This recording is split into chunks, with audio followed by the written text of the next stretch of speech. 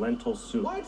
I do, and my mom has a great recipe. She makes it for me, and of course, it's a nice hot liquid, so it's nice and soothing. And lentils are actually a great source of protein, and they're very good for you. When Daniel's sick, I make hot apple cider with a little cinnamon. Sometimes I'll add a little honey to it, and you know, it's apples. It's it's got vitamins in it, antioxidants.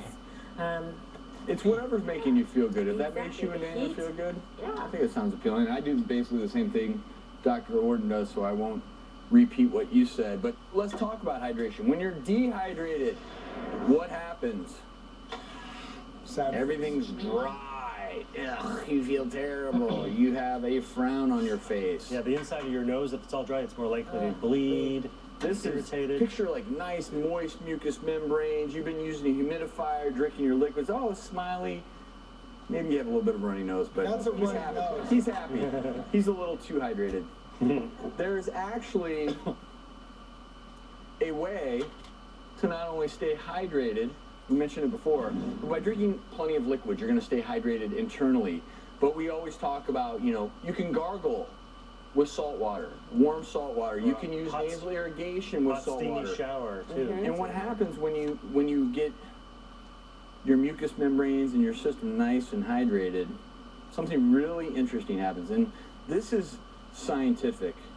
This is medicine. I am showing you probably one of the coolest things you will ever see in your entire life. Something happens. Yeah! And the smile is there because that's what your body wants. Your body wants to be nice and hydrated when you're sick. Yeah, and I'd be eating more soup, but I can't move my arms after all those push-ups. I literally, they're just... And you know what? We thought what this next question is.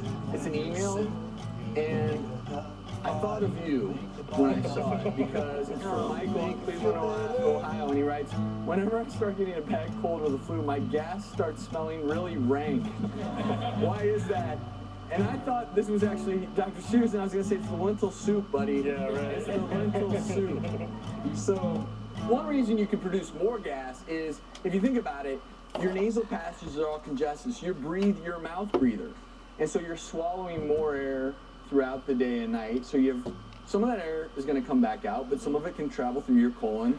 That's more gas. As far as why it smells worse, medication sometimes.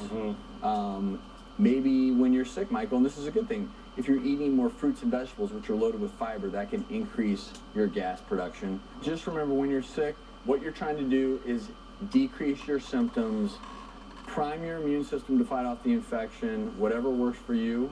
You know what? Stick with it.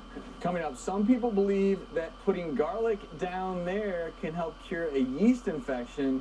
Dr. Lisa's going to set the record straight coming up next.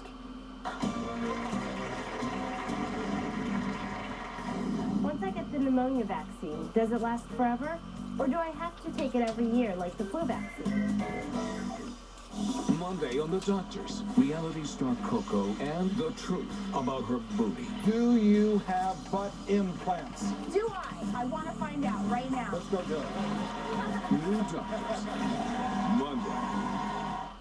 Obama's reckless agenda must be stopped, and there's only one principled candidate with the courage to do it. Rick Santorum, father, husband, a champion for life.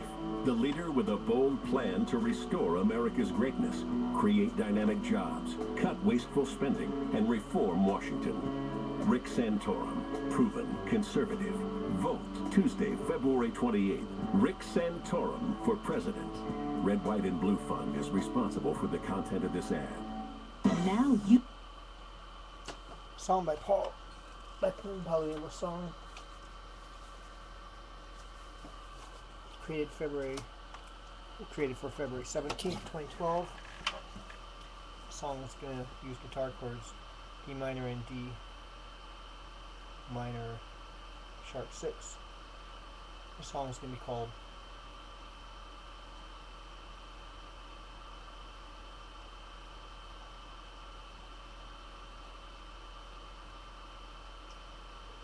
You Don't Have to Be Sick.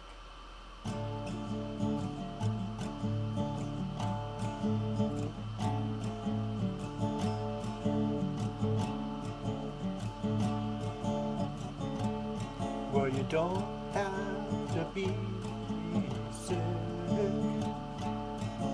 You don't have to always be sick. Not if you live a lifestyle that is all about health.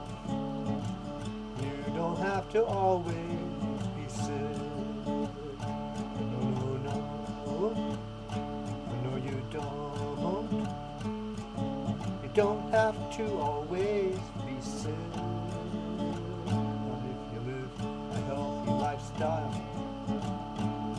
All the while you're thinking about health and positive